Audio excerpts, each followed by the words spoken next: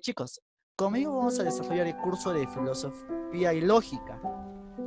Mi nombre es el profesor Edwin Canaviri, ahí tienen mi fotito. Me dicen el SOMI.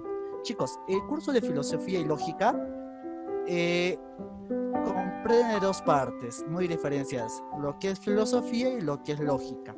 La parte de filosofía se divide en otras dos partes. ¿Cuáles son esas dos partes? La parte de lo que es historia de la filosofía, o sea, desarrollar los autores, los libros, los aportes de todos los filósofos más conocidos. Y la segunda parte que es desarrollar problemas filosóficos. Por ejemplo, problema del hombre, problema del cosmos. ¿Cuál es el problema del hombre, por ejemplo? ¿Cuál es la esencia del hombre? El hombre es un ser espiritual, es un ser natural, el hombre es bueno o el hombre es malo. Ante eso tenemos un montón de respuestas. Podemos hablar también del problema de qué, de conocimiento. ¿El hombre puede conocer o no puede conocer? La filosofía es básicamente hacerse preguntas, ¿cierto? Eso se va a ver en la segunda parte, llamada Problemas de la Filosofía. Vamos a iniciar nosotros con la primera parte de filosofía, que es netamente historia de la filosofía. A ver, entonces iniciamos. Arrancamos, chicos. A ver, no me está reproduciendo la diapositiva. Un minuto, chicos. Ahora sí. Historia de la filosofía. Chicos, la filosofía, su historia, igual que la historia universal, se divide por edades o por etapas. La primera etapa de la historia, ¿cuál es? La edad antigua, desde que aparece el Homo sapiens hasta la caída de ¿qué? De Roma occidental, ¿verdad? El año 476. Ahí tenemos la filosofía antigua. Ahora vamos a tener lo que es luego la filosofía medieval. La filosofía medieval, acá. La filosofía medieval inicia ¿con qué? Con la caída de Roma occidental hasta la caída de Roma oriental. A la Roma oriental, ¿cómo se le llamaba también? Constantinopla o Imperio Bizantino. Luego tenemos la filosofía moderna. La edad moderna en la historia universal, ¿cómo inicia? 1789. ¿Qué pasaba? La Revolución Francesa. ¿Y cuándo termina esto? Mejor dicho, inicia con la caída de Roma oriental, Imperio Bizantino. ¿Y cuándo termina? Con la Revolución Francesa. La Revolución Francesa es el inicio de qué también, chicos? De la edad contemporánea, en este caso de la filosofía contemporánea. Bueno, estábamos viendo una reseña histórica. Ahora vamos a ver que en la filosofía antigua vamos a tener el máximo exponente de la filosofía antigua. Y todo el mundo ha escuchado este nombre, creo. Sócrates. ¿Cuál es su frase? Solo sé que nada sé. La frase típica de los exámenes, ¿cierto? Solo sé que nada sé. Luego tenemos a otro filósofo también conocido, Platón. Tenemos a Aristóteles y a otros filósofos. Esto es la filosofía antigua. En la filosofía medieval, como en la Edad Media, todo el mundo sabe, los 1000 años de oscuridad, ¿cierto? El oscurantismo. La ciencia se ve doblegada, se ve ocultada ¿por quién? Por la religión, sobre todo la religión católica en el mundo occidental, ¿cierto? Justamente estos filósofos de la Edad Media van a tratar de justificar lo que es las creencias religiosas usando la filosofía de los antiguos, de Sócrates, de Platón, de Aristóteles. Ahí tenemos, por ejemplo, San Agustín. También tenemos otro santo, Santo Tomás de Aquino. En la filosofía moderna ya se empieza a hablar de vuelta de conocimiento, de ciencia. La Edad Media, la filosofía medieval, es san. ¿Por qué? Porque solamente pensaba en Dios, Dios, Dios, Dios. En cambio, la filosofía moderna ya intenta desligarse de esto de Dios. Ahora ya se intenta hacer ciencia. Tenemos a Francis Bacon, a René Descartes, tenemos a Manuel Kant. Y en la filosofía contemporánea, que iniciaba con la Revolución Francesa, tenemos a alguien contemporáneo de la Revolución Francesa, que es Friedrich Hegel. Tenemos a Karl Marx y tenemos a Gianni Battimo. Este último, Gianni Battimo, es bastante contemporáneo nuestro. Aún sigue vivo, a diferencia de todos estos filósofos que estoy mencionando. Battimo es un filósofo italiano, del cual vamos a hablar seguro después. Chicos, vamos a empezar nosotros con la filosofía antigua. La filosofía antigua no solamente es Sócrates, Platón o Aristóteles, no solamente es el yo solo sé que nada sé, es mucho más profunda. Ahí tenemos a su mayor exponente, ¿quién es? Sócrates. En la filosofía medieval tenemos al doctor Angelicus, a Santo Tomás de Aquino. En la filosofía moderna acá tenemos la imagen de Manuel Kant o Emmanuel Kant. Y acá tenemos, también pertenece a la filosofía contemporánea, aunque es un filósofo peruano, el que escribió los 7 ensayos de interpretación de la realidad peruana, a la mauta José Carlos Mariátegui, el mayor exponente de filosofía en el Perú. Luego tendríamos a Augusto Salazar Bonti, ¿no? Muy bien, vamos a ver una línea de tiempo solamente de la filosofía antigua, solamente filosofía antigua. La filosofía antigua se divide en 3 etapas. ¿Cuáles son esas 3 etapas? Cosmológica o naturalista. Por la misma etimología de la palabra, chicos. Cosmos. ¿Qué cosa es cosmos? Universo o mundo, ¿verdad? Esta filosofía se va a centrar en qué? Vaya pensando. Ahora, filosofía antropológica o clásica. Esta etapa de la filosofía, por etimología, antropo. ¿Qué cosa es antropo? Hombre. ¿Qué va a pasar entonces, chicos? ¿En qué se va a centrar? Vaya pensando. Siguiente etapa. Etapa de la filosofía antigua, estamos en filosofía antigua, romana o helenística. ¿Qué cosa es romano? Obviamente viene de la cultura romana. Helenístico o helénico es del mundo griego. Va a haber una combinación ahí interesante entre lo que es Roma y Grecia. A ver, vamos a ver un poquito más. Estábamos con la primera etapa de la filosofía antigua, estamos en filosofía antigua. El periodo cosmológico naturalista, donde el interés es ¿qué cosa? La naturaleza, el cosmos, el mundo. Lo que le interesa a los filósofos en este momento es esto que estoy señalando, que se llama arge o arche. ¿Qué cosa es el arge o el arche? El arge o el arche es la sustancia de la que se originó todo. No sé si alguno de ustedes habrá escuchado lo que es el bolsón de Higgs o la partícula de Dios. Es un tema bastante interesante en física. Los filósofos en este momento de la etapa cosmológica justamente querían encontrar algo similar a eso. ¿Qué cosa es el bolsón de Higgs o la partícula de Dios?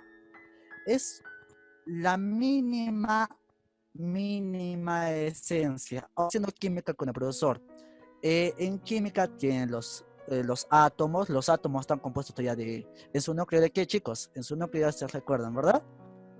Protones y neutrones, ¿cierto?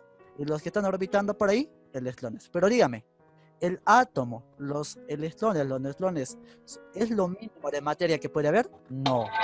Ahí viene algo mucho más pequeñísimo que sería el llamado bolsón de Higgs. O incluso hay otra teoría que habla de la teoría de las supercuerdas, que es una especie de energía vibrante de la cual se forma toda la materia.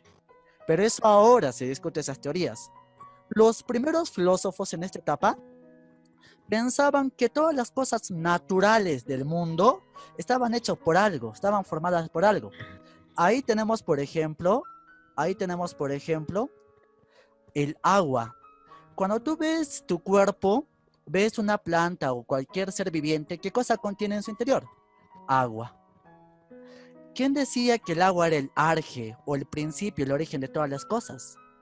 Tales de Mileto, por ejemplo. La tierra. ¿Quién decía que la tierra era el origen de todo, el arche de todo? Genófanes de Colofón. Bueno, vamos a ver luego los arches. Vamos a pasar ahora al periodo antropológico o clásico. Como les he dicho, ¿qué cosa es el antropo? Hombre. Acá ya el interés viene de la naturaleza, tanto de qué se originaron las cosas. El interés pasa a ser ¿qué cosa? El hombre. Lo que ahora les interesa a los filósofos es el hombre. Si el hombre es bueno o el hombre es malo. De antes les hablé de la máxima expresión de la filosofía griega. ¿Quién era? Sócrates. Sócrates, ¿qué decía? Solo sé que nada sé, ¿verdad? Pero Sócrates decía algo más interesante sobre el hombre. ¿El hombre es malo? Es una pregunta que puede tener muchas respuestas, chicos. Para algunos de ustedes puede decir el hombre obviamente es malo, pero el hombre también tiene algo de bien. ¿Y cómo algo bueno puede tener algo malo? El hombre para Sócrates no es malo. Por ejemplo, el hombre, ahora que estamos en el periodo antropológico acá está Sócrates, acá está Sócrates. El hombre para Sócrates es malo por ignorancia, o sea, porque no conoce el bien.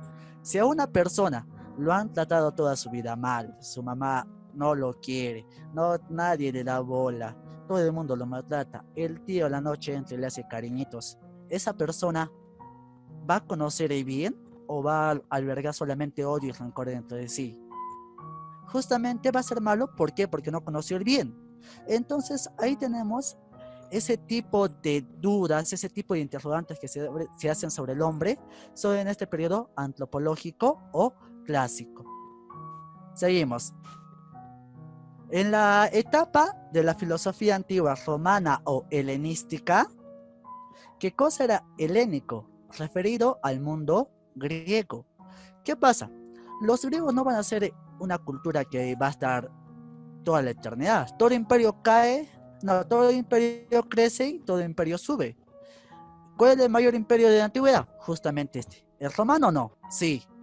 Roma fue el que invadió a Grecia. Por eso en este periodo, chicos, en este periodo es donde se da la invasión de la cultura romana al mundo griego, a los helénicos, a los griegos. Acá también parte de un interés por el hombre, pero no solamente por el hombre y por la sociedad, sino parte por un interés de búsqueda de felicidad, de buscar la felicidad. Vamos a ver, un poquito más, vamos a profundizar. La filosofía antigua en su etapa cosmológica o naturalista, ¿qué les interesaba? De qué se habían formado las cosas. A esto le llamaban arge o arche. ¿Quiénes van a hablar de estos arges o arches? Los presocráticos. ¿Quiénes son los presocráticos? Los filósofos que han antecedido justamente a ¿quién? A Sócrates. ¿Verdad? Pasamos entonces. En el periodo antropológico clásico, donde llega a su mayor apogeo la filosofía, donde el interés supremo es el hombre, ¿quiénes van a formar esto? ¿Quiénes van a estar parte de esto? Los sofistas. Luego vamos a hablar de los sofistas. ¿Quiénes eran estos patas primero? Estos patas eran los que decían, yo lo sé todo, a mí no me pueden engañar, yo te puedo decir todo. Ellos manejaban algo que se llama retórica. ¿Qué cosa es la retórica? Lo que ahora lo podemos llamar oratoria, o sea, el arte de hablar en público. Ellos son los primeros abogados, los primeros oradores de la antigüedad. Estos sofistas, usando la retórica, convencían a todos de sus argumentos, hasta que llegó alguien, o hasta que llegó, ¿quiénes? Los filósofos. Miren, los sofistas decían saberlo todo, pero los filósofos, vamos a iniciar con Sócrates, ya propiamente porque Sócrates es el primero que se dice, yo soy filósofo. ¿Por qué se dice a sí mismo Sócrates, yo soy filósofo? Los sofistas, acá ellos que estoy señalando, decían saberlo todo. Yo lo sé todo. Yo te puedo engañar, bueno, te puedo decir cualquier cosa y me vas a creer. Pero Sócrates decía, yo no sé nada. Ah, pero pasó algo. Sócrates, desde que era muy jovencito, mostraba mucha agudez de pensamiento. El oráculo de Delfos había mencionado, un oráculo es una especie de profetisa, ¿ya? El oráculo de Delfos, que además conocido del mundo griego, había dicho que el hombre más sabio de toda Grecia era Sócrates. Pero cuando Sócrates se entera que el oráculo dijo que él era el hombre más sabio, se puso a hacer muchas interrogantes en su cabeza. Por ejemplo, ¿cuáles? Pero ¿cómo yo, que no sé nada, porque Sócrates era consciente de que desconocía muchas cosas, cómo yo, que no sé nada, puedo ser el hombre más sabio de toda Grecia? Se fue caminando por la calle y vio a estos patas, a los sofos, a los sofistas. Y al escucharlos hablar, se dio cuenta de algo. Los sofistas decían un montón de cosas, disparaban un montón de argumentos, pero sus argumentos no tenían pies ni cabeza. O sea, Lo que decían los sofistas era floro. Solamente eran falacias, verdades aparentes. Entonces Sócrates se dio cuenta de algo. Ya sé por qué el oráculo de Delfos dijo que yo soy el hombre más sabio de toda Grecia. Porque yo, a diferencia de los sofistas, sí sé algo. Los sofistas no saben nada, creen saberlo todo, pero no saben nada. Pero yo, Sócrates, sé algo que los sofistas no saben. Sé que yo no sé nada. De ahí se desprende la célebre frase de Sócrates. Solo sé que nada sé. O sea, Sócrates sabía una cosa, que él no sabía nada. Y los sofistas no sabían nada. O sea, no sabían ni siquiera que no sabía nada. No conocían ni su propia ignorancia. Por eso, por eso Sócrates ya no decide llamarse Sofo. ¿Qué cosa es Sofo? Sofo es sabio. Él dice, yo no soy un sofo, yo no soy un sofista, soy un filósofo. O sea, Sofo, Sofía, acá que le estoy apuntando, Sofía, ¿qué cosa es? Sabiduría. Y filo, ¿qué cosa es? Amor. O sea, yo soy alguien que ama la sabiduría. Yo no soy sabio, soy alguien que ama la sabiduría. Soy un filósofo. Bueno, seguimos con la etapa romana o helenística. Vamos a ver, en la etapa romana o helenística tenemos a filósofos griegos, pero al igual que a filósofos griegos, vamos a tener a filósofos romanos. Hay una célebre frase que dice que Roma invadió a Grecia, pero Grecia conquistó a Roma. ¿Qué quiero decir con esto? Roma pudo haber entrado militarmente a Grecia, pudo haberlo conquistado o invadido, mejor dicho. Pero los romanos, con su alarde, pensaban que todo el mundo que estaba fuera de sus fronteras eran bárbaros. ¿Se recuerdan de esa palabra bárbaros? ¿Sí? Ellos decían, todo aquel que está fuera de nuestra frontera son bárbaros. Pero al conocer a los griegos, se dieron con una ingrata sorpresa. Ellos eran los bárbaros. Conociendo la intelectualidad de los griegos, que se quedaban boquiabiertos. Es por eso que muchos filósofos romanos, ¿qué van a tratar de hacer? Copiar el pensamiento de los griegos y conservarlo. Vamos a ver entonces eso. Chicos, les repito, estamos en la etapa de la filosofía. Me faltaba la O.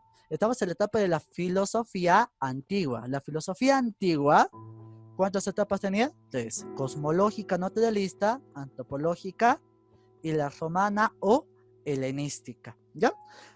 Chicos, vamos a empezar nosotros este viaje, ¿por dónde?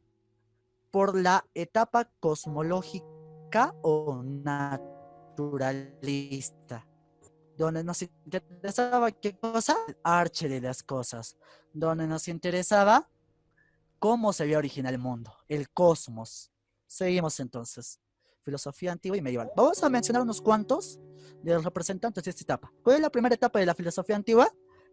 La etapa o el periodo cosmológico, ¿cierto? En esta etapa o periodo cosmológico tenemos los de verdecito. ¿Quiénes son? Tales de Mileto, Anaximandro, Anaxímenes, Parménides, Pitágoras, Heráclito, Anaxágoras, Demócrito. Mira, lo interesante es que cada uno de ellos va a proponer diferentes cosas como si hubiese sido el origen. Tales de Mileto decía que todo se originaba del agua. Y uno de sus argumentos era escucha, el semen. El semen es el germen de vida, ¿verdad? Ahí están los jocollitos nadando.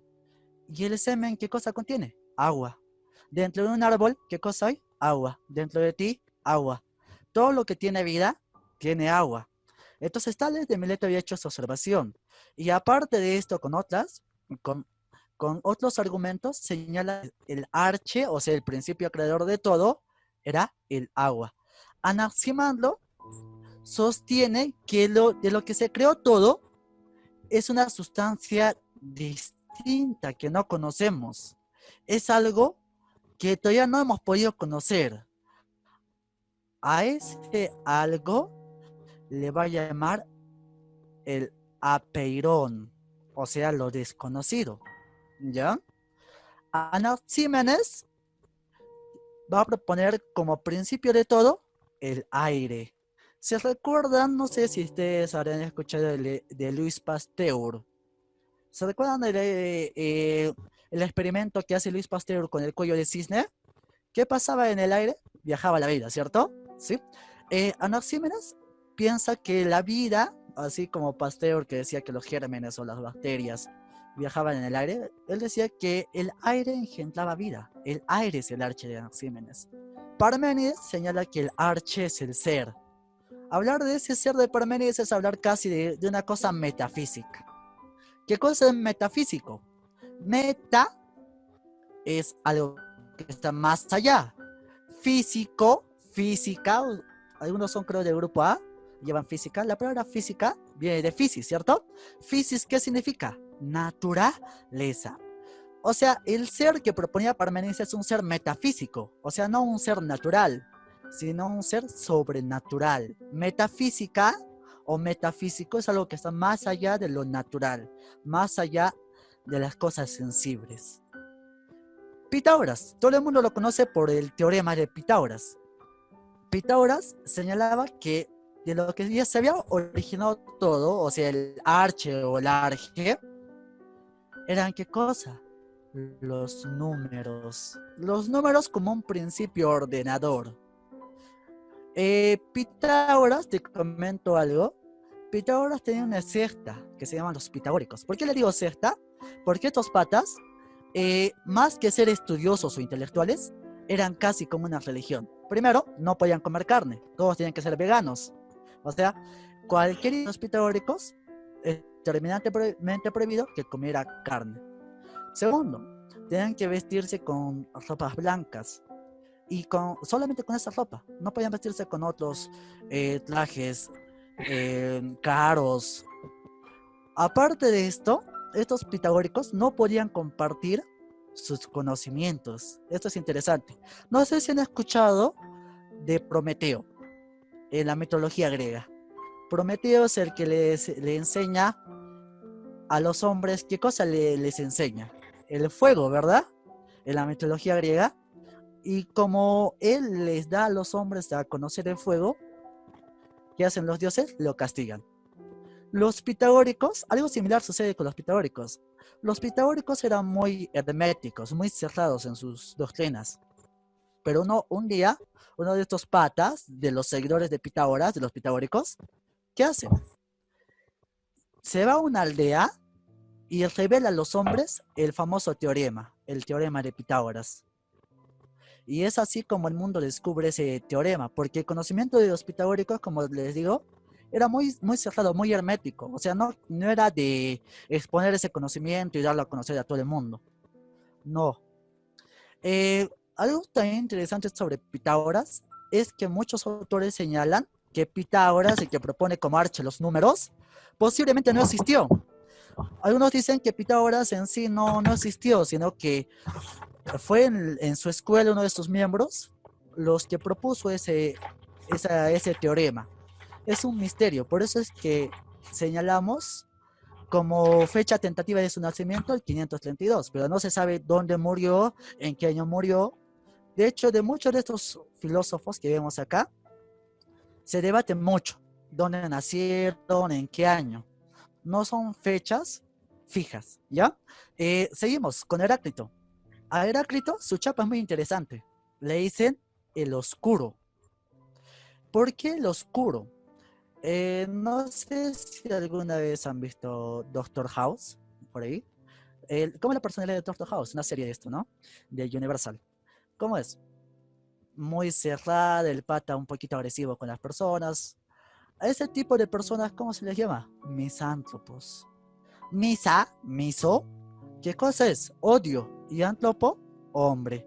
O sea, un misántropo es aquel que odia a quién? A los hombres. Heráclito tiene una personalidad misántropa. ¿Por qué? Porque aberraba el trato humano. No le gustaba conversar con las personas. Luego vamos a saber por qué. Otro es Anaxágoras. Anaxágoras propone, junto con Meliso de Samos, lo que son las homeomeras, que son una especie también de átomos. Vamos a ver. Con Demócrito, justamente de lo que se hablaba. Vamos a hablar de la teoría atomista. Demócrito propone como arche de las cosas, o sea, como el principio de lo que se origina todo, a los átomos. Pero él no lo pone con electrones, neutrones, sino lo pone desde el punto de vista etimológico. ¿Qué cosa es átomo?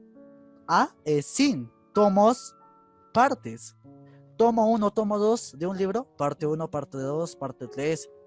Anatomía, ana es a través, y tomos, otomía, de las partes, o cortar para ver, le puede significar, ¿no? Pero tomo es parte. Un átomo es aquello que ya no tiene parte, ¿cierto? ¿Cuál es el razonamiento de Demócrito para decir que el átomo es el principio o el arche de las cosas? Decía, si yo parto una madera, voy a tener media madera. Si lo sigo partiendo, cuarto de madera y así sucesivamente. Pero va a haber un momento en el que yo no pueda partir la materia. Esa mínima partícula es de lo que se conforma todo. ¿A eso cómo lo llaman? Átomo. Obviamente, como te digo, él no lo ponía como electrones o neutrones o protones, sino en un punto etimológico, aquello que ya no puede partirse más. Seguimos. Estos, los de verde, son los de la etapa de la filosofía antigua en su periodo cosmológico, ¿cierto? Ahora, vamos a ver que Sócrates, Platón, Aristóteles son los del periodo antropológico. O sea, ellos se interesan ya no en la naturaleza, sino en qué? En el hombre. Se interesan en el ser humano. ¿Ya? Vamos a conocer mucho más a profundidad luego a ellos. ¿Ya? Luego tenemos a Pirrón de Elis, a Epicuro, a Zenón de Sitio. Estos son interesantes. Ellos no son de la etapa clásica. Ellos no son de la etapa clásica o antropológica. Son de la etapa o del periodo helenístico o romano. Mira, te menciono un poco a Zenón de Sitio. Zenón de Sitio es uno de los máximos exponentes de la escuela estoica, del estoicismo. El estoicismo te decía algo muy interesante, ¿eh? Te decía que toda tu vida ya estaba escrita, que toda tu vida ya estaba destinada a algo. O sea, que tú hagas lo que hagas, no podías cambiar tu destino. ¿Qué tienes que hacer? Aceptarlo. Solamente te queda aceptar. Si toda tu vida ya está destinada, hagas lo que hagas, a los 25 años vas a morir, según Zenón de Sitio, entonces, ¿qué te queda hacer? Aceptar. Solamente te quedaba aceptar eso. Pero Zenón de Sitio tenía un escape. Tenía un escape. Eso se llama fatalismo. Tenía un escape para ese fatalismo. ¿Cuál era?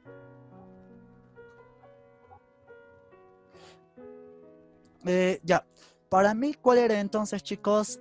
O mejor dicho, para Zenón de Sitio, ¿cuál era la salida? Fácil, el suicidio. El estoicismo propone la doctrina del suicidio. Justamente Zenón de Sitio, ¿cómo murió? Quiso escapar y no seguir su destino, suicidarse. Zenón de Sitio se suicidó. El otro pata que tenemos acá es Epicuro. Epicuro de Samos. Epicuro también busca la felicidad del hombre y él es muy lindo. Él tiene un lugar muy interesante para enseñar a los hombres a ser felices. ¿Cómo se llama su lugar? El jardín. Se llama el jardín. En este lugar, Epicuro les enseña a los hombres a cómo ser felices. Mire, estos tres van a querer que el hombre sea feliz o acepte su situación. Porque, como te digo, en este momento, en el periodo helenístico romano, ¿qué pasa?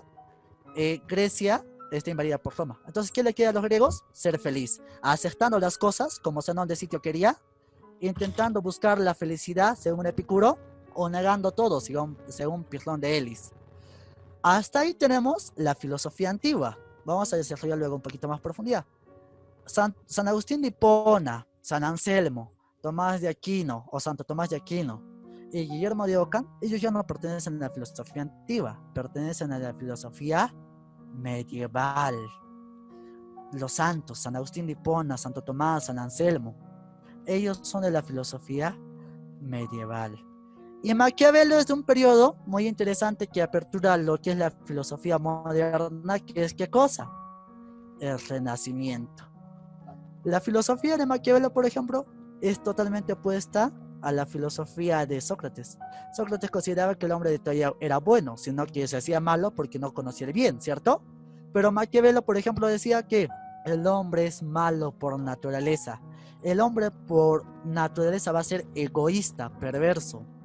Mira, de Maquiavelo justamente de su apellido proviene qué cosa.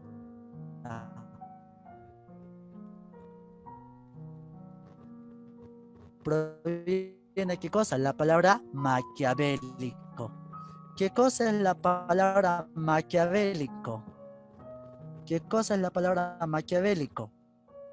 Alguien malo, ¿verdad?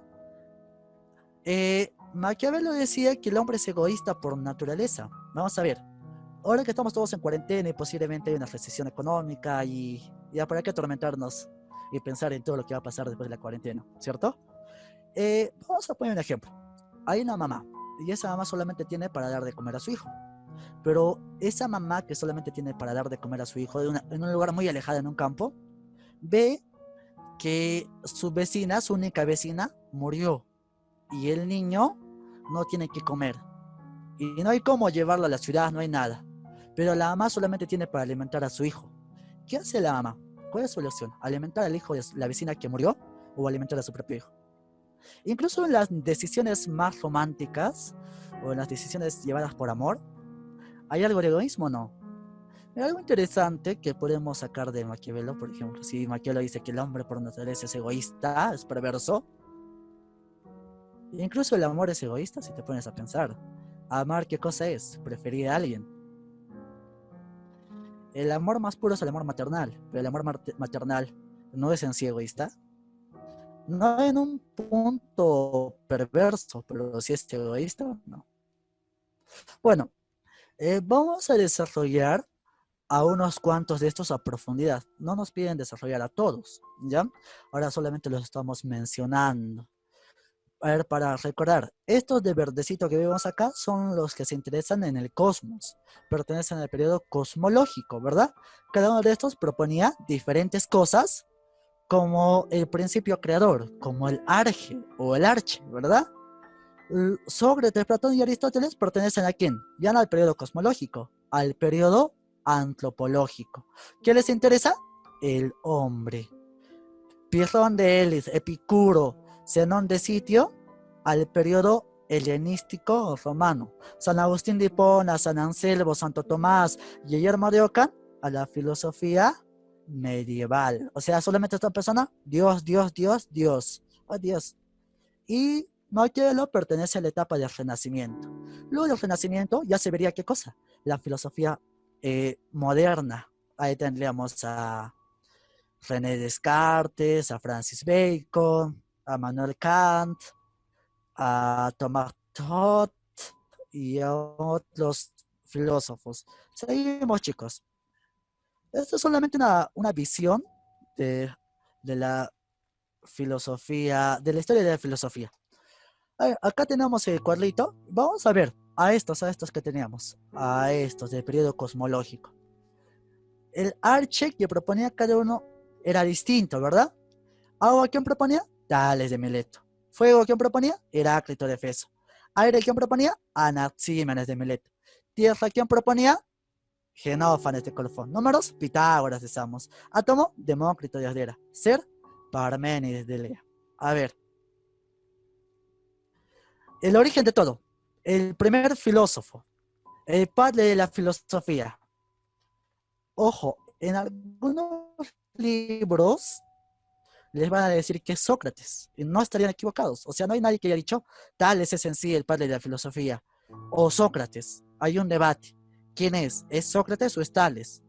Pero Lonsat y la mayoría de textos que se van a consultar señalan que el padre de la filosofía es Tales de Mileto. ¿Por qué Tales? Porque con Tales inicia la filosofía. Él es el primer sabio.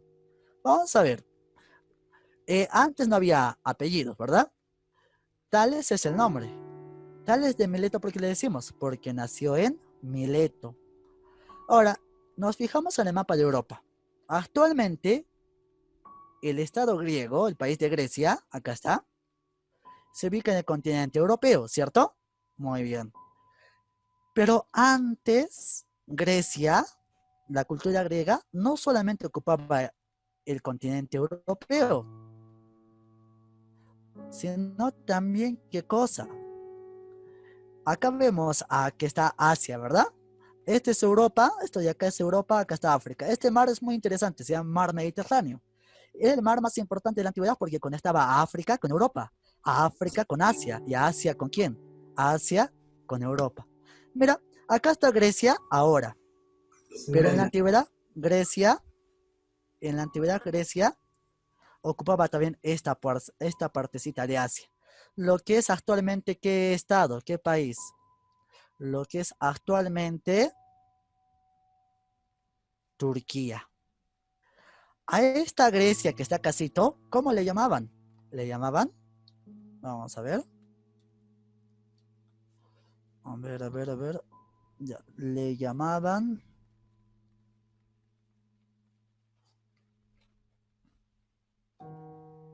esta partecita le llamaban la Grecia jónica. Esta es la Grecia jónica, mira, esta es la Grecia jónica. Y acá hay justamente una ciudad, en esta Grecia jónica, hay una ciudad, esta que estoy señalando acá, la ciudad de Mileto. La ciudad de Mileto. Justamente en acá inicia la filosofía. La primera escuela de filosofía es la escuela jónica o escuela de Mileto. ¿Por qué escuela de Mileto? Porque acá tenemos a los tres primeros filósofos. ¿Quiénes son esos tres primeros filósofos? Tales de Mileto, Anaximandro de Mileto y Anaxímenes de Mileto. Los tres son de Mileto. Ahora mire esto. Vamos a ver. Con Tales de Mileto, justamente en este lugar Mileto que pertenece a la Grecia jónica, o sea, la parte asiática de Grecia, ¿verdad? Lo que es actualmente Turquía. Ahí lo tenemos. Con Tales de Mileto se va a iniciar el mundo de la filosofía. Vamos a ver todos sus aportes. Te señalo unas cuantas ideas interesantes. A ver. Acá tenemos la ciudad de Miletos, ¿cierto? Muy bien. ¿Te recuerdas el nombre completo de Pitágoras? Lo que les he puesto antes. Pitágoras, ¿de dónde? Acá arribita, de esta islita. Samos. Pitágoras de Samos. Ahora, otro filósofo de acá es Heráclito de Efeso. ¿Verdad? La filosofía se inició en este ladito, en la Grecia jónica, en Asia Menor. ¿Te recuerdas de la película de los 300 espartanos, todo eso? Justamente los persas ocupaban esta parte, pero los persas pierden, ¿verdad? Esas guerras donde los persas se enfrentan al mundo griego se llaman ¿cómo? Las guerras médicas. Y hubo un montón de guerras médicas. Pero Grecia mantuvo este territorio, y este territorio, ¿cómo era denominado? La Grecia jónica. Ahí tenemos a la ciudad de Mileto. Ya. Vamos a ver algunos aportes de nuestro estimado Tales de Mileto. Acá tenemos su imagen, Tales de Mileto. Considerado, mira, tres cositas. Primer sabio de Grecia. Primer geómetra. Ojo, no para la geometría, sino primer geómetra. Primer astrónomo. Astronomía es la disciplina que se encarga de ¿qué? De observar el universo, el mundo, el cosmos, ¿verdad? Ahora, mira esto, es interesante. Acá tenemos a Tales de Mileto. ¿Qué está pasando? Se va a sacar el ancho. Hay una anécdota interesante de Tales de Mileto. Dice que este pata, mira su mirada, ¿hacia dónde está apuntando? Hacia el cielo. A él le interesaba más el mundo de arriba, la bóveda celeste, los astros. Un día, por estar chequeando el cielo, ¿qué pasa? Se cae a un pozo, se sacó el ancho de un pozo. Y mira lo que le dice una señora. Vamos a leer. Se cuenta de Tales que, absorto en la astronomía y mientras contemplaba el cielo, cayó en un pozo y que una esclava, Tracia, muy graciosa, se burló de él, diciéndole que quería saber lo que pasaba en el cielo y no veía lo que estaba delante de sus pies. ¿Alguna vez han escuchado ese dicho de no tener los pies en la tierra, algo similar, no tenía los pies en la tierra, sino tenía su pensamiento en el cielo. Le interesaba un montón la astronomía. Mira esto. Tenemos acá en la parte posterior un eclipse solar. Mira, combinando geometría y astronomía, observando el movimiento de la luna y haciendo predicciones, el año 585, Tales de Mileto pudo predecir un eclipse solar. Mira, ¿por qué hizo esto? Vamos a ver. Tales de Mileto, padre de la filosofía, eh, tenía sus pensamientos en el universo, en la bóveda celeste, en los astros. Pero todo el mundo le decía, ¿qué haces haciendo eso? Estás perdiendo el tiempo. ¿Qué vas a ganar haciendo eso? Y justamente la filosofía te da algo, ¿es algo productivo? ¿Produce algo? No. ¿Para qué decir que la filosofía produce algo? No, no produce. La diferencia entre la filosofía y las ciencias es que la ciencia tiene objetivos, tiene fines. En cambio, la filosofía, más que darte soluciones, te da ¿qué cosa? Problemas. Pero mira, volví a lo de Tales de Mileto. Le decían, ¿por qué estar pensando en esas cosas si no vas a ganar nada? Tales de Mileto, para callar la boca a estas personas, ¿qué hizo? Calculó tal día, tal fecha, el año 585, el cielo se va a oscurecer. Y efectivamente, se oscureció. Desde ese momento, como que las personas ya le tenían admiración, pero le seguían diciendo, pero no ha ganado nada. Entonces, hay algo interesante en Tales de Mileto. ¿Qué hace? Para callarles aún más la boca a las personas, se hace rico, usando sus conocimientos. Como él había desarrollado la geometría y la astronomía, también había desarrollado algo que se llama la climatología. O bueno, ahora lo conocemos como climatología, ¿verdad? O meteorología. Él, viendo las estaciones, pudo predecir cuándo iba a ser una excelente cosecha de aceitunas.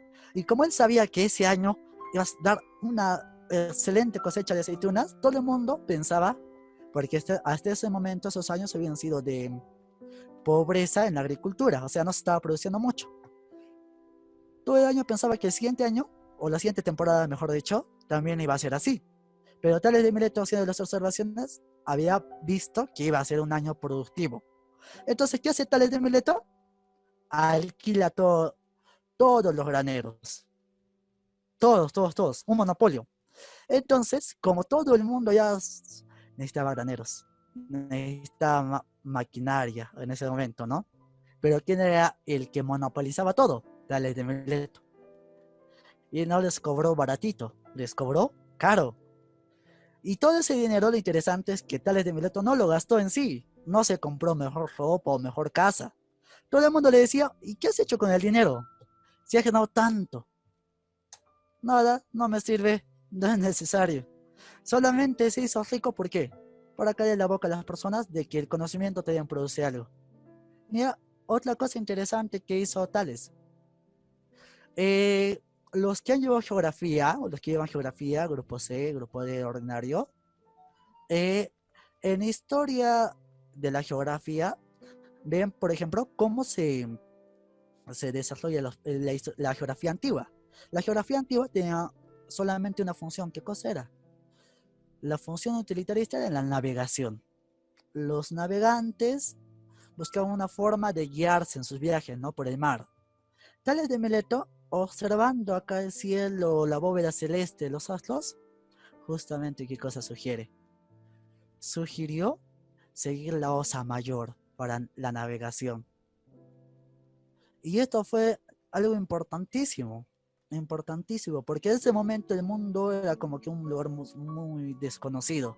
Se conocían unas cuantas costas. Esto ya permitió a los navegantes, a los marinos, conocer un poco más. Vamos a ver.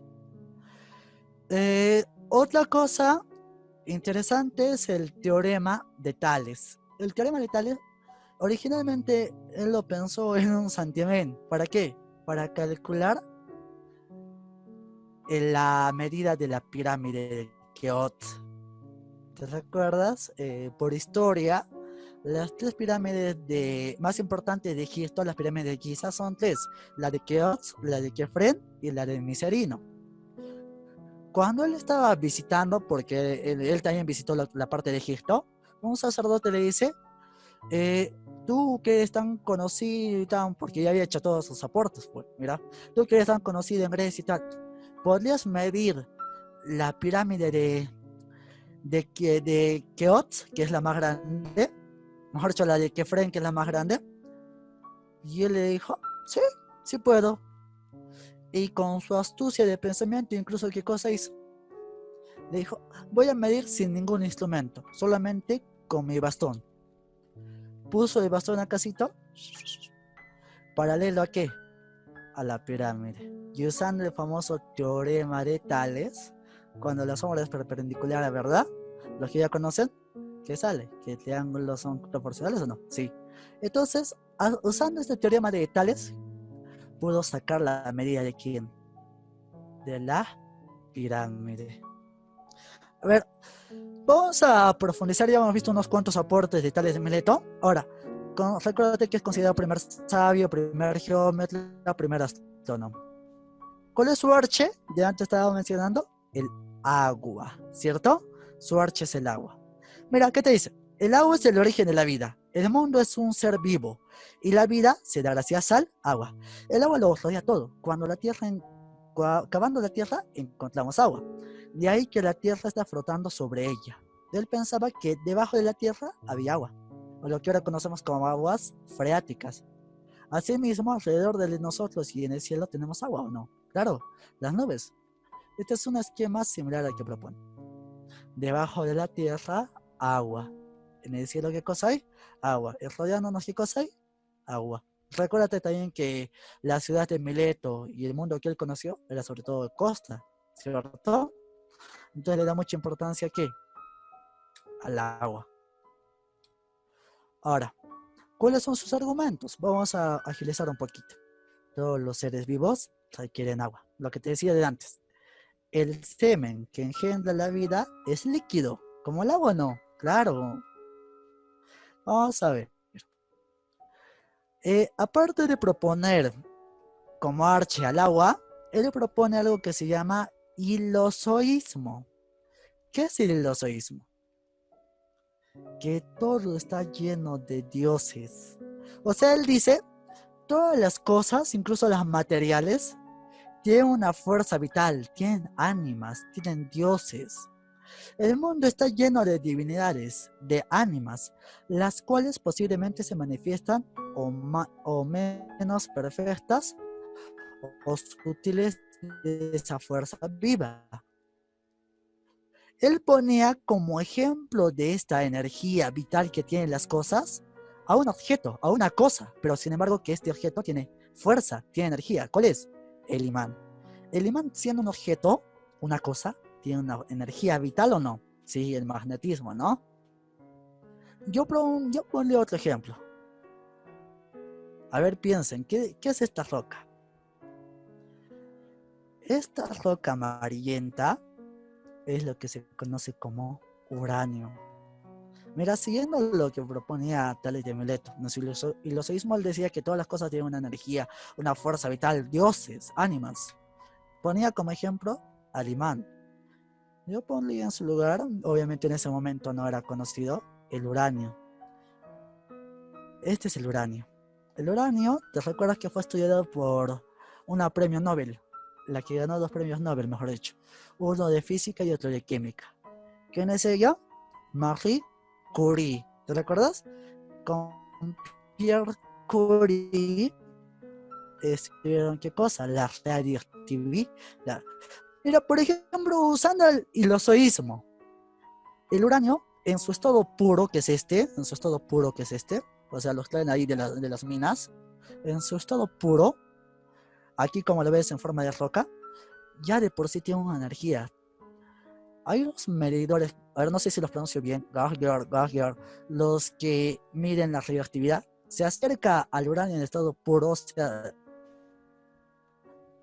sin pasar por procesos de purificación, sino como está en su estado bruto, y ya de por sí se eleva. Y algo interesante de este uranio es que cuando tú lo ves en la noche es fosforescente. O sea, este uranio en su forma más pura incluso ya de por sí es fosforescente.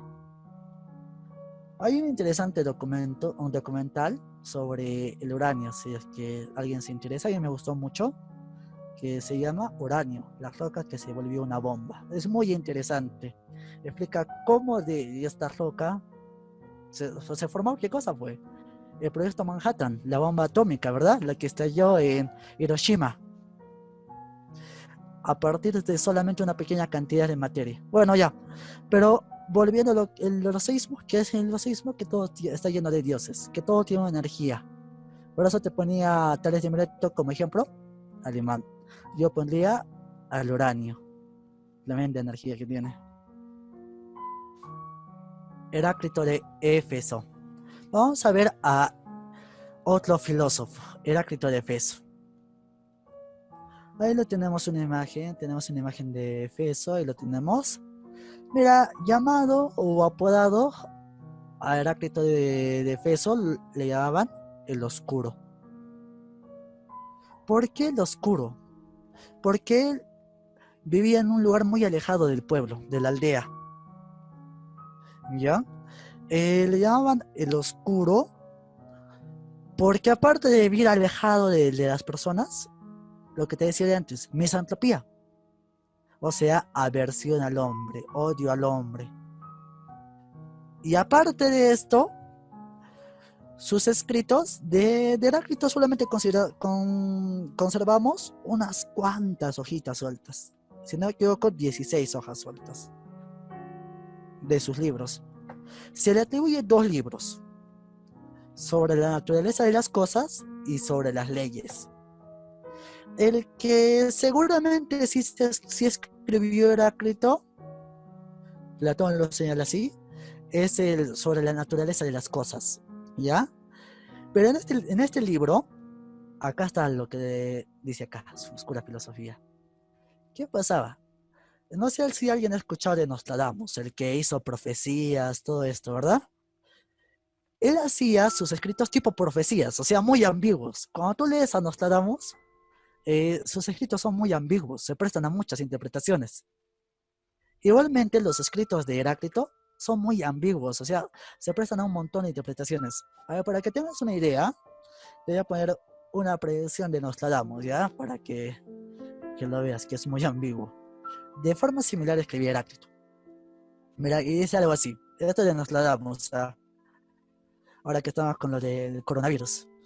Y el año de los gemelos surgirá una reina desde el oriente que extenderá su plaga de los seres de la noche a la tierra de las 7 colinas, transformando en polvo a los hombres del crepúsculo para culminar en la sombra de la ruindad. Y ahí hace una interpretación, ¿no? Para que coincida. Año de los gemelos 2020. Surgirá una reina, una corona. Desde el oriente, China. Se extenderá su plaga, el virus. De los seres de la noche, los murciélagos, que le echaban a los pobres murciélagos la culpa. La tierra de las 7 colinas, Italia. Transformando en polvo, o sea, muerte, a los hombres del crepúsculo, a los ancianos, para culminar en la sombra de la ruindad. Fin de la economía mundial, tal como la conocemos, y ahí en la imagen, ¿no? El dibujito que parecía un virus. Ahora, de forma similar escribía Heráclito. Por eso decimos que su filosofía es oscura, porque era muy ambigua.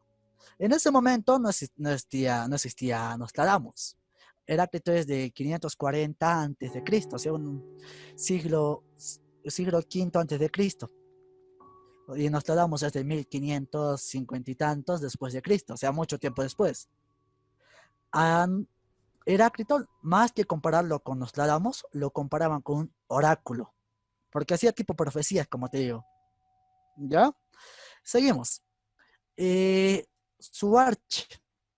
¿Cuál es el arche que propone Heráclito? El de Tales de Mileto, ¿cuál era? El agua. ¿Y el arche de Heráclito cuál es? El fuego. Ahí tenemos al fueguito. Muy bien. ¿Qué decía Heráclito? Este mundo no lo hizo ninguno de los dioses ni hombres, sino que es y será ¿qué cosa? Fuego eternamente viviente, que se enciende y apaga según medida. O sea, que este mundo no ha sido creado por nadie, sino que va a ser una llama, un fuego eterno que se va a encender y apagar. A ver, ¿cómo te explico esto? Acá tenemos una imagen que se hace normalmente el primer tema de filosofía es el problema del cosmos. Te voy a hablar un poquito de ese problema del cosmos para ver cómo va, ¿ya? El problema del cosmos, de una de sus partecitas, te dice cómo es el universo. Sabemos que antes proponían que el mundo, el planeta Tierra era plano, ¿verdad? Luego con Copérnico, hemos hecho con Cristóbal Colón, ya tenemos la certeza de que el mundo es esférico, ¿cierto? Cristóbal Colón se da la vuelta, quería darse la vuelta y comprobar que el mundo era redondo, ¿cierto? Oye, eh, igual del universo, se afirmaba o se afirma que el universo es plano, pero hay otros modelos de universo que sostienen que el universo no es plano. Unos modelos de universo dicen que el universo, actualmente, ojo a, actualmente se maneja la posibilidad de que el universo sea abierto, con una especie de forma de silla de montar. O sea, como para montar caballo, una forma así, curvadita. Y otro modelo es este, el del modelo de universo cerrado. O sea, que el universo, o sea, todo el universo tiene una forma esférica como esta. Tú sabes que el origen del universo actualmente aceptado, la más aceptada es la teoría de ¿qué? De Big Bang, ¿verdad? De la gran explosión. De un huevo cósmico desde la materia súper concentrada, súper densa, ¿qué pasa? Explotaba, ¿verdad? El Big Bang. El modelo de universo cerrado, lo que actualmente se debate, uno de esos modelos que se debate actualmente, dice que así como explotó el universo, en cierto momento se va a contraer. A eso lo denominan el Big Crunch. O sea, hay dos Big Bang, Big Crunch. Big Bang cuando todo explota, pam, pam, pam, pam. Y el Big Crunch cuando todo se contrae. O sea, todo se vuelve a juntar para formar nuevamente un huevo cósmico. Y luego ese huevo cósmico, de vuelta, explota. Y luego de vuelta, mira, este modelo que actualmente se discute es muy similar a lo que proponía Heráclito. Heráclito decía que este mundo no lo había creado nadie, sino que es un fuego interno que según medida se va a apagar, o sea, Big Bang, mejor dicho, Big Crunch, se junta todo de vuelta y se enciende, o sea, Big Bang. Es algo similar a lo que propone Heráclito, ¿ya? Entonces Heráclito dice que todo este mundo es como una llama que se va a encender y se va a apagar, y que es eterna, que siempre va a estar prendiéndose y apagándose. Algo así como nuestros periodos glaciares. Primer periodo glaciar, luego que viene calentamiento global, luego también periodo glaciar, algo similar. Ya, ahora, eh, aparte de esto, ¿te recuerdas que Tales de Mileto tenía el ilozoísmo?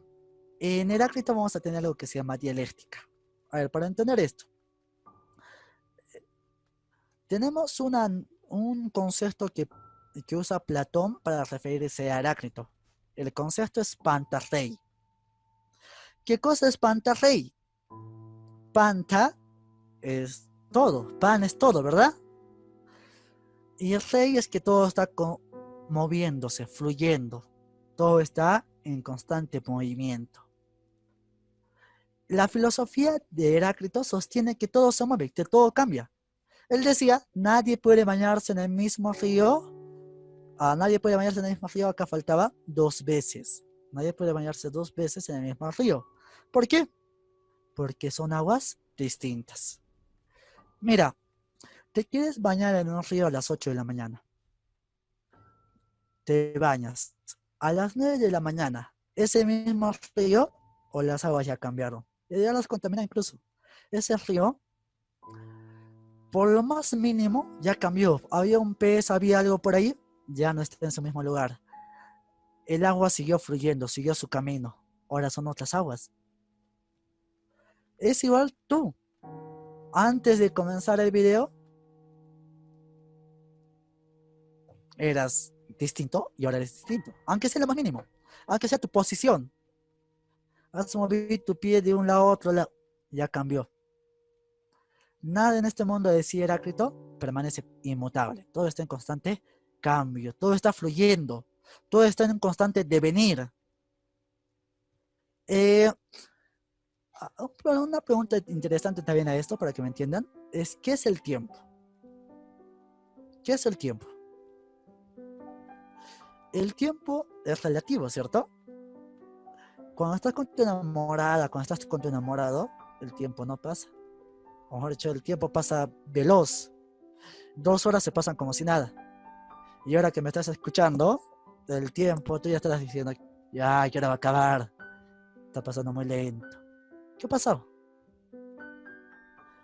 El tiempo es algo muy relativo, pero es algo también subjetivo. Mira, si tú no verías que las cosas se mueven, que las cosas cambian, ¿sentirías que pasa el tiempo? No. Imagínate a ti en un cuarto totalmente blanco, donde no hay nada. Todo está blanco, totalmente iluminado todo. Y tú estás ahí y no te puedes mover. No puedes ni mover tu vista.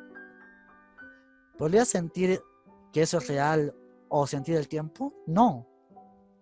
Heráclito señala que la realidad está junto con algo, con el movimiento. La realidad es devenir, o sea, es movimiento. Lo real es todo lo que cambia. Se presenta mediante la sucesión dialéctica de contrarios. Ahí tenemos el concepto de dialéctica. ¿Ya? Dialéctica hay cosas que todo cambia. Y una de sus leyes es la lucha de contrarios. Todo cambia porque hay cosas contrarias. Multiplicación, división, suma, resta, amor, desamor. Todo en este mundo tiene cosas contrarias. Para Heráclito señala que todo está cambiando. Ya, seguimos. A eso se le llama dialéctica. Chicos, vamos a volar con las preguntas. Reto 1. Preguntita. La filosofía es una ciencia basada en las leyes universales. Es una construcción según. Lo que he hecho de antes es darles un panorama así genérico. Yo creo que muchos de ustedes, chicos, ya han hecho filosofía, algunos de los que son del grupo CD. Ya sabes que hay muchas definiciones de filosofía, pero nos piden 3 exclusivamente. La primera es que una definición que dice la ciencia de los primeros principios y las primeras causas de lo que es. Que la filosofía es una ciencia que estudia los primeros principios y las primeras cosas de todo. Otra definición nos dice que la filosofía es un compendio, o sea, un resumen de las ciencias. Y que el filósofo debe saber todas las ciencias, debe ser un especialista en generalidades. Y la otra es que es una ciencia que trata sobre las leyes universales a las que se hallan subordinadas el ser y el pensar. Vamos a ver. Te dice la pregunta. La filosofía es una ciencia basada en las leyes universales. ¿En cuáles leyes universales? En esta. Pero vamos a ver. ¿Quién te decía que la filosofía es una ciencia que estudia los primeros principios y las primeras causas? Aristóteles. Acá está Aristóteles. Él dice que la filosofía debe estudiar lo primero de todo. Cómo se originó el mundo, cómo se originó todo. Los primeros principios y las primeras causas. El otro concepto, otra definición, es la de este pata que se llama Augusto Comte. Comte dice que la filosofía es un resumen, o sea, solamente es un resumen. ¿De qué? De las ciencias. Y que el filósofo debe conocer todo. Ojo, Comte es el que fundó el positivismo. ¿Qué te dice el positivismo? Nos ataca fuerte a la filosofía. El positivismo dice que el hombre solamente se debe preocupar por las cosas tangibles. El hombre solamente debe estudiar lo que se pueda demostrar. Hay algo que se llama teología. ¿Qué cosa es teología? El estudio de Dios. Viendo desde la concepción de Comte. Para Comte, en su positivismo, la teología no va a servir de nada. ¿Por qué? ¿Para qué estudiar teología si nunca vas a poder comprobar cosas de Dios? Yo puedo estudiar 20 años teología, estudiar sobre Dios. ¿Voy a poder comprobarlo en mi vida? No. ¿Me va a ser de útil para producir algo? No. Entonces, según la doctrina de Augusto Comte, positivismo, te dice que no, eso no debe estudiar el hombre porque es innecesario, no sirve para nada. Entonces, Comte va a decir que la filosofía solamente debe ser un resumen de las ciencias. Algo así como el médico general, que debe saber de todas las disciplinas médicas. Algo así debe ser el filósofo. Debe conocer de todas las ciencias, de geografía, de matemática, de aritmética, de trigonometría, de geometría. O sea, debe conocer de todo, como un médico general. Debe ser un especialista en generales, pero solamente cosas generales. Como alguien decía, un mar de conocimientos, pero 1 metro de profundidad. ¿Ya? Seguimos. Ahora, ¿quién es el que decía que la filosofía es la ciencia que que trata sobre las leyes universales?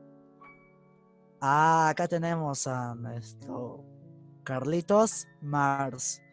Karl Marx dice que la filosofía debe estudiar las leyes universales. ¿Por qué? Porque estas leyes universales son las que subordinan el ser y el pensar, subordinan al hombre.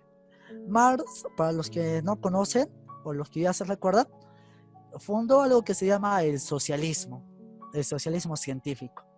¿Te recuerdas en el Perú del Sendero Luminoso? Claro, Sendero Luminoso, terrorismo, ¿verdad?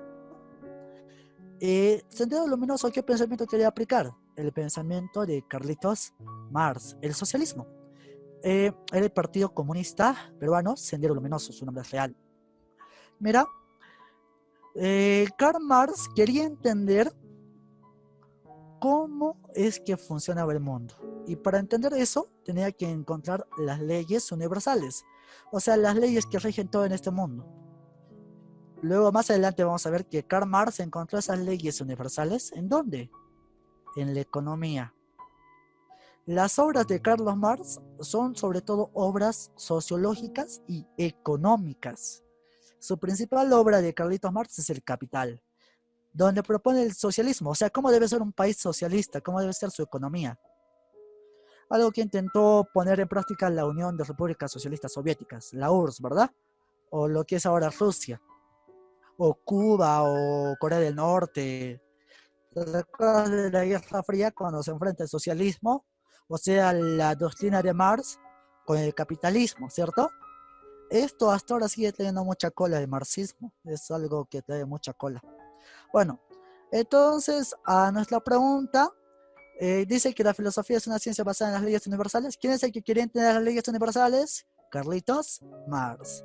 Entonces nuestra alternativa, nuestra respuesta sería Carlos Marx. Siguiente preguntita. Las virtudes dianoéticas y éticas consisten en el justo medio. ¿Es planteamiento de quién? Tenemos acá las alternativas. La expresión, Platón, Pitágoras, Aristóteles o Parménides.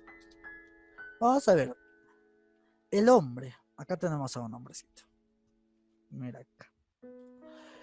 Los filósofos en su etapa, en la etapa antropológica, ¿en qué se preocupaban? En el hombre. ¿Te recuerdas en la etapa antropológica clásica? ¿Quiénes estaban? Sócrates, Aristóteles, Platón.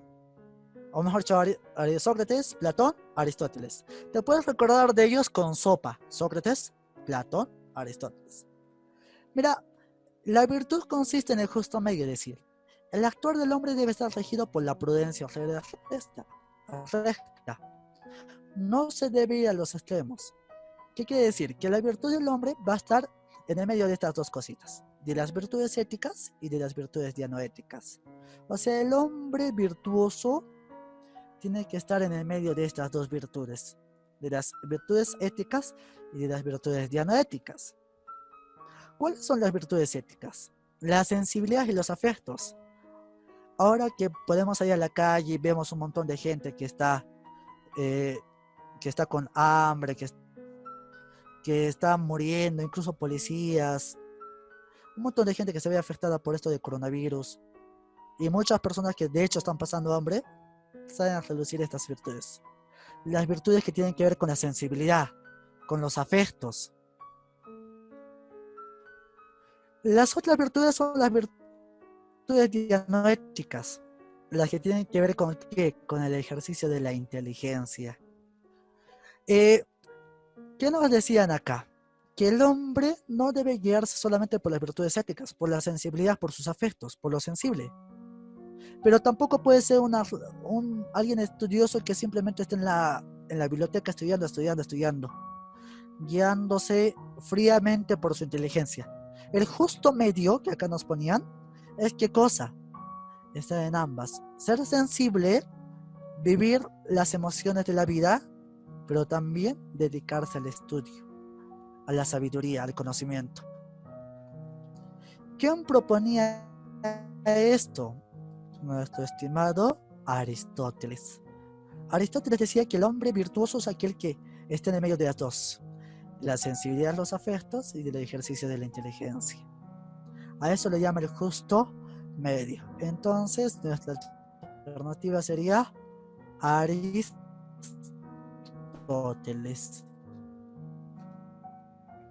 Vamos a ver. El filósofo que expresa la búsqueda del conocimiento en la norma ética, conócete a ti mismo. Una frasecita, por ejemplo. No puedo enseñar nada a nadie, solo puedo hacerlos pensar. Él decía que no sabía nada, la tercera pista. Solamente puedo hacer que las personas piensen. El hombre es malo por ignorancia. Creo que ya te puedes ubicar por eso. Conócete a ti mismo, esa frase que nos piden. Y solo sé que nada sé. ¿Quién es el que propone eso? Nuestro sensual Sócrates.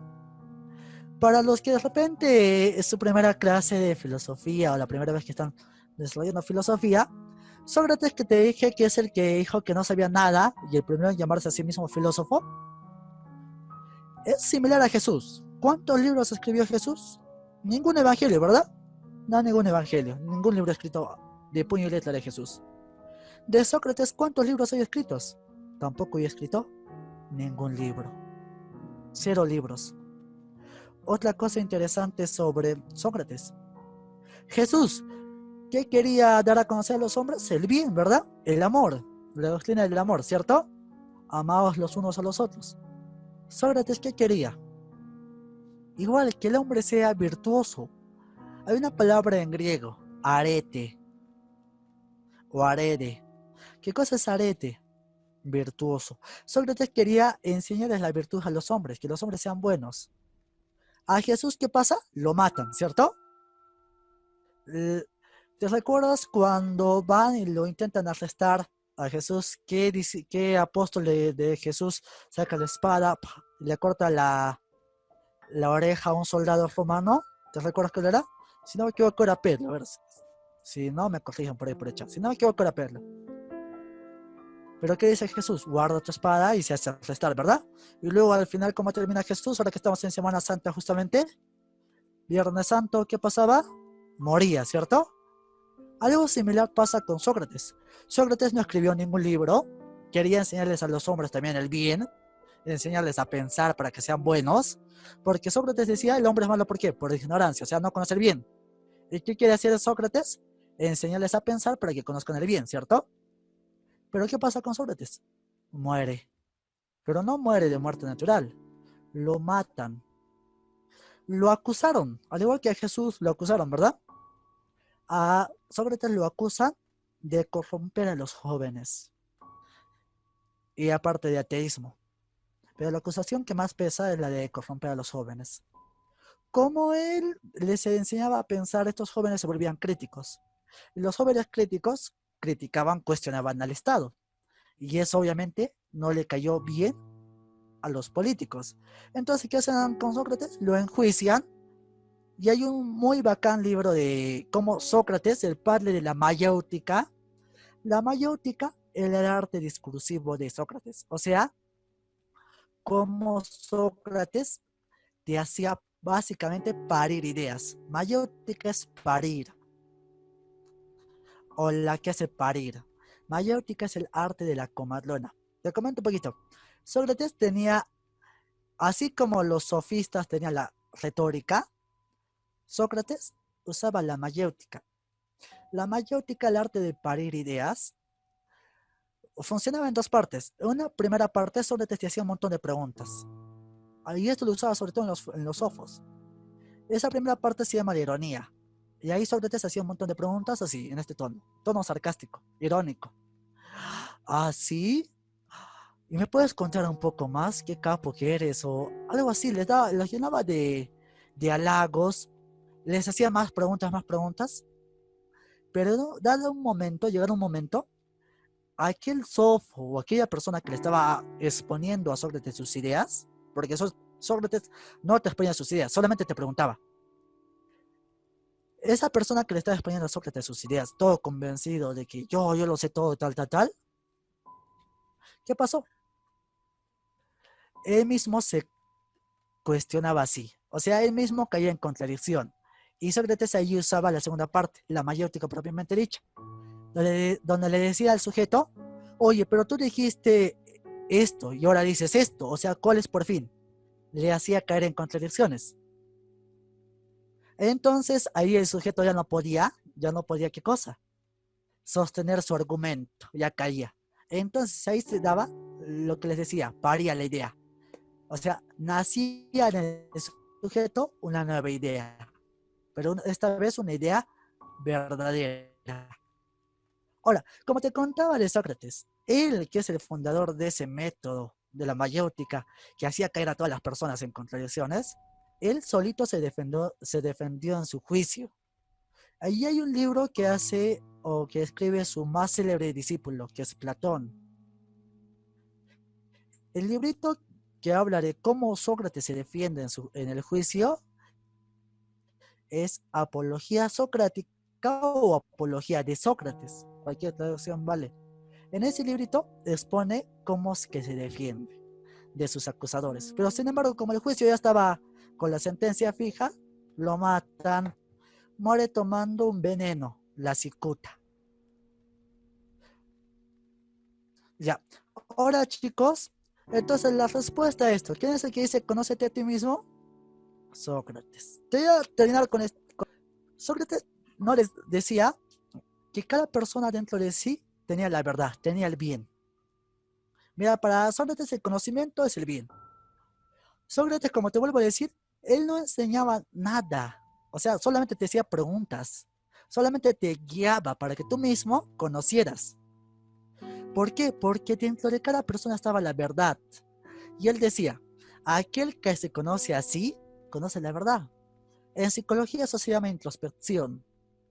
La introspección es el arte de qué? De ver dentro tuyo, ¿verdad? Ver tus temores, ver tus traumas quizás, analizarte tú mismo. Entonces, él recomendaba algo similar a la introspección, conocerse a sí mismo, porque conociéndose a sí mismo, llegas al conocimiento verdadero, a la verdad. Y cuando llegas a la verdad, llegas al bien. Muy bien, entonces el que dijo conócete a ti mismo es Sócrates. Cuarta pregunta, vamos a avanzar hasta la sexta pregunta, ya nos está ganando la hora, chicos. Eh, La concepción, la vida como forma superior de la evolución es la materia. Es planteada por Marx, por Engels, por Darwin, por Simpson o por Aristóteles. Vamos a recordar un poquito de la historia de la filosofía. ¿Te recuerdas? La historia de la filosofía genérica tenía la filosofía antigua, ¿cierto? La filosofía medieval, los santos, Santo Tomás de Aquino, San Agustín y Hipona. La filosofía moderna y la filosofía contemporánea. Ahora, en la filosofía contemporánea teníamos a Hegel, a Marx y a Gianni Battimo. Bueno, obviamente tenemos a muchos más, pero estos son los que nos piden.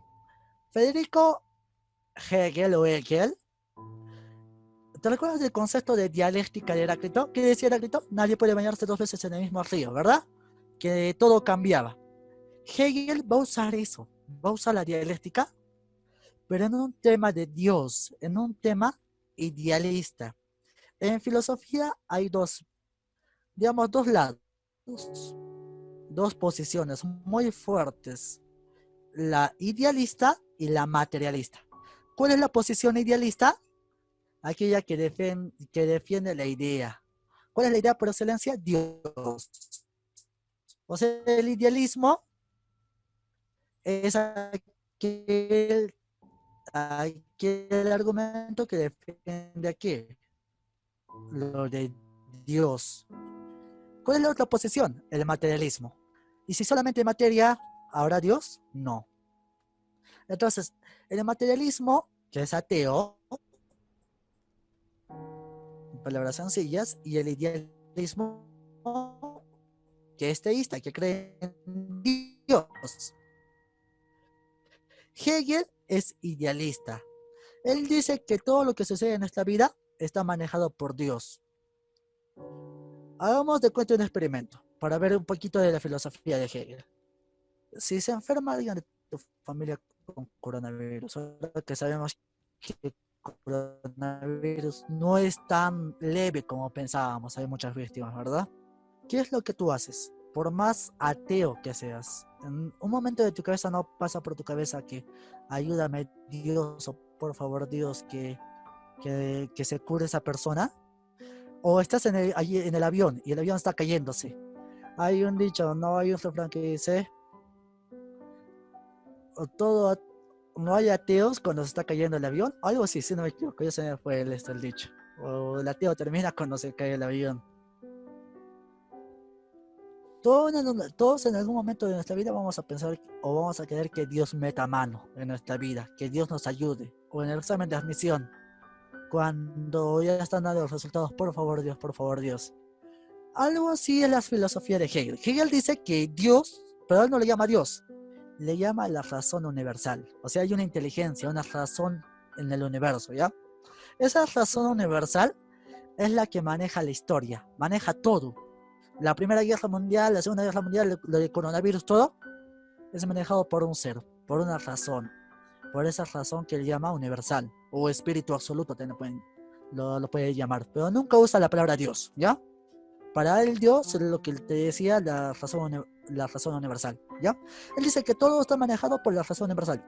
¿Y por qué está cambiando todo el mundo si es manejado por Dios? Porque Dios mismo cambia, porque la razón universal misma cambia. Es algo muy loco de creer, ¿no? Y luego vamos a ver cómo es que argumenta esto Hegel, pero ahora solamente te estoy mencionando de forma superficial. Él dice que Dios, o la razón universal como él le llama, es dialéctico, es algo que está en constante devenir, o sea, en constante cambio. Y producto de esos cambios, es todos los cambios que surgen en la historia. Es algo así como que Dios está escribiendo una novela. Dios es el escritor. Y como todo novelista está comenzando a escribir, pero en un momento decide cambiar el hilo del argumento. Entonces cambia también la novela, porque el escritor decidió o cambió su posición o cambió su idea. Entonces algo similar es lo que sucede con la razón universal de Hegel, ¿ya? Sus dos grandes discípulos son Carlos Marx y Federico Engels. Acá no he puesto a Engels, solamente lo voy a mencionar para esta pregunta. Solamente lo mencionamos, es una pequeña mención. ¿Cuál es la diferencia entre Hegel y Marx? Hegel es idealista, pero Marx es totalmente materialista. Él es el padre del materialismo histórico y del materialismo dialéctico. O sea, de pocas materias, nada de Dios. Justamente el materialismo histórico y el materialismo dialéctico va a ser la base para ese pensamiento político que tiene Marx llamado socialismo. Acá tenemos Marx enseñando a los proletarios. Ya, muy bien. Ahora,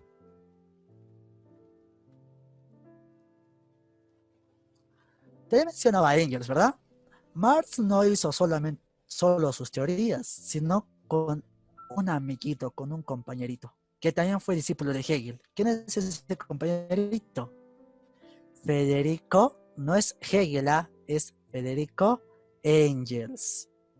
Federico Engels es el que ayudó a Marx. Ambos son materialistas. Ambos son materialistas. Juntos escribieron justamente un manifiesto que se llama el Manifiesto Comunista. Creo que todo el mundo escuchó esa palabra comunista, socialista, ¿verdad? Lo que guía el documento, los ideales de estos, se llama el Manifiesto Comunista. Y fue escrito justamente por Marx y por Engels. ¿Ya? ¿Cuál es la diferencia entre estos dos con su maestro Hegel? Que Hegel era idealista y Marx y Engels son ¿qué cosa? Materialistas.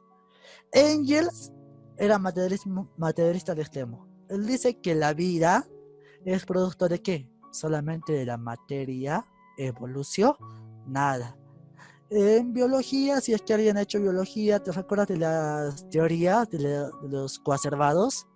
O la teoría quimiosintética de Oparin, donde te dice que las macromoléculas, los conservados luego, ¿verdad? Se juntan y luego producto de esto ya surgen las protocélulas, algo similar.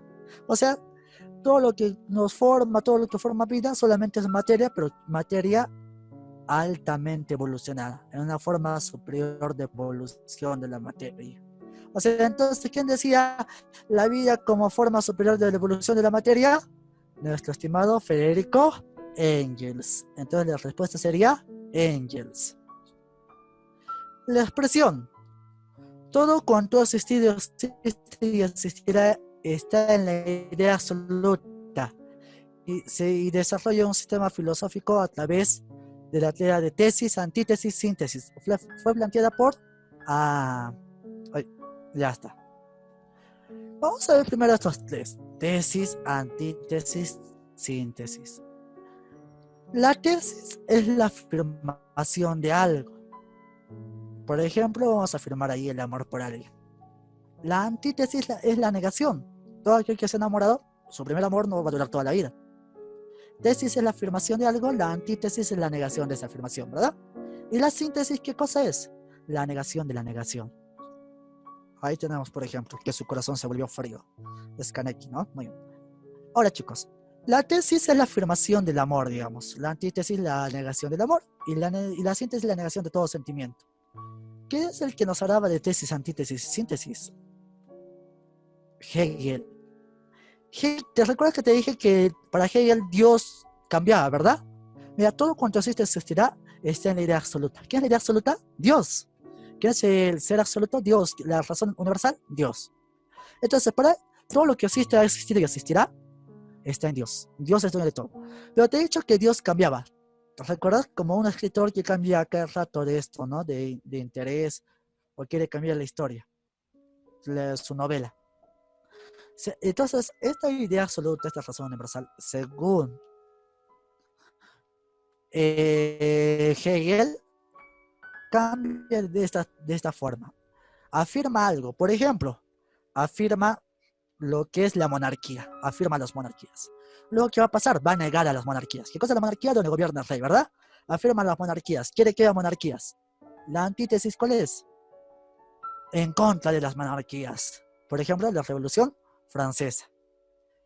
Y producto de esto, la negación de la negación. Algo nuevo se origina. ¿Qué cosa se origina? ¿La república o no? Claro. Mira, tesis, digamos, la monarquía. Quiere la monarquía Dios, pero luego ya no quiere, la negación. Y producto de eso, como ya no quiere monarquía, antítesis de la monarquía, surge algo nuevo, la síntesis, la negación de la negación. ¿Cuál sería? Lo que es la república, en ese ejemplo, ¿no? Entonces, de esta forma, explica el movimiento o el cambio en la razón universal. Chicos, última pregunta, ya para terminar con esto. Doctrina que afirma que las cosas y objetos están llenos de dioses. Muy bien. ¿Quién era? Ya te puedes recordar, acá teníamos, ¿cuál era? Orfismo, filosoísmo, barroquismo, escepticismo o ninguna de las anteriores. Creo que ya te puedes recordar, ¿verdad? El que se cayó en el pozo, por eso es que le llamaron el sabio distraído. El que predijo un eclipse, ¿cómo se llama eso? Filosoísmo. ¿Quién lo planteaba? Tales de Mileto. ¿Qué ejemplo usaba? El imán. Yo usaría el uranio, que también tiene... ¿Qué cosa postulaba el filosoísmo? Que todo está lleno de dioses, todo tiene energía, ¿verdad? Muy bien. Tales de Mileto usaba el ejemplo del imán. Chicos, fue un gusto estar con ustedes.